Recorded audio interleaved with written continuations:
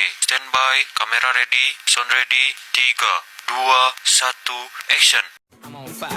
I tell her, baby, baby, baby, baby, baby, baby, baby, baby, baby, baby, I'm a fireball.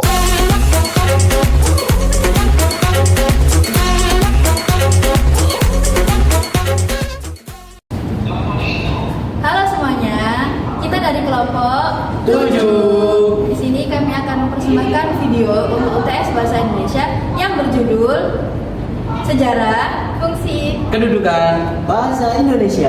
Selamat menonton. Ya, jadi gini ya guys ya. Kan kita kan dapat tugas dari Bu Ari kemarin. Katanya kan kita kan disuruh membahas mengenai sejarah, fungsi dan kedudukan dari bahasa Indonesia. Nah, di sini sekiranya kita ada yang tahu nggak kenapa bahasa Indonesia itu penting bagi kita?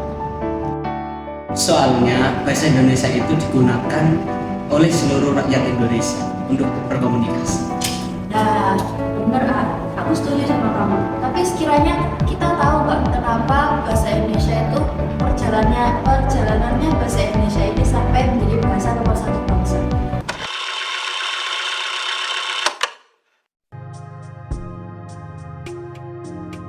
Sejarah bahasa Indonesia tidak bisa dipisahkan dari Sumpah Pemuda 28 Oktober 1928. Pada saat itu, para pemuda dari berbagai daerah berkumpul dan mendeklarasikan sumpah yang salah satu butirnya adalah kami, putra dan putri Indonesia, menjunjung bahasa persatuan, bahasa Indonesia. Sepengetahuan saya, bahasa Indonesia ini sejak Sumpah Pemuda tidak hanya digunakan sebagai alat komunikasi, namun juga sebagai simbol kebanggaan bagi bangsa Indonesia. Nah, bahasa Indonesia ini juga digunakan di berbagai bidang kehidupan seperti pendidikan, pemerintahan, hingga media massa. Jadi menurut Bapak Ibu, apakah bahasa Indonesia itu penting untuk menjaga kebersamaan dan integritas negara? Tepat sekali, bukan hanya itu, bahasa Indonesia juga digunakan sebagai alat komunikasi antar etnis di Indonesia.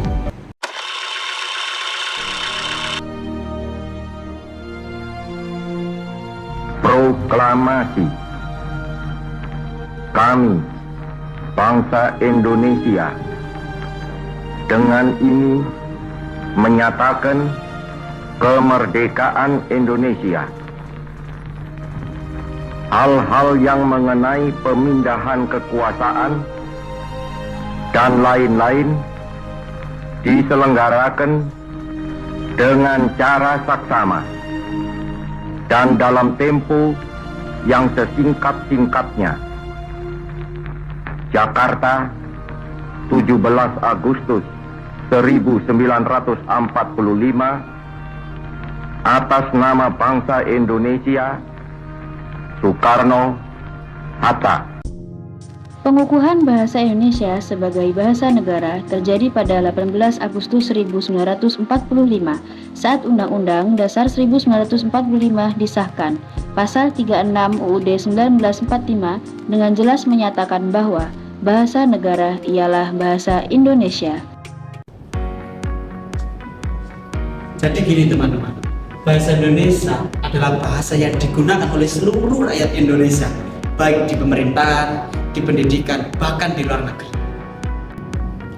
Tapi Mas Agus, apakah masih ada tantangan untuk bahasa Indonesia saat ini?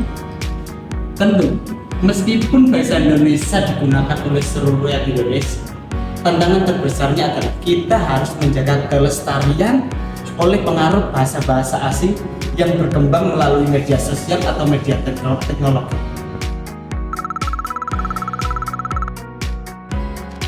Tantangan penggunaan bahasa Indonesia di era modern seperti ini ialah seperti yang sudah terlihat di dalam gambar, ada percakapan yang sudah bercampur dengan bahasa asing yang masuk ke kita melalui internet, media sosial, dan juga film. Tugas kita adalah menjaga dan mencintai bahasa Indonesia, tidak hanya dalam percakapan sehari-hari, tetapi juga dalam dunia pendidikan dan profesi. Bahasa Indonesia adalah identitas kita sebagai bangsa Indonesia. Nah, kita sangat setuju dengan pendapat itu. Jadi, kita sebagai mahasiswa harus berusaha menggunakan bahasa Indonesia dengan baik dan benar. Kita juga harus melestarikan bahasa Indonesia ke sini. Itulah yang kami harapkan. Maka dari itu kita harus lestarikan bahasa Indonesia dimanapun dan kapanpun kita berada. Kita sebagai bangsa Indonesia harus bangga terhadap bahasa Indonesia karena bahasa Indonesia sudah diajarkan di 45 negara dan juga masuk ke dalam 10 besar bahasa dengan penutur terbanyak di dunia. Mari sama-sama kita tanamkan dalam hati kita. Aku bangga dengan bahasaku.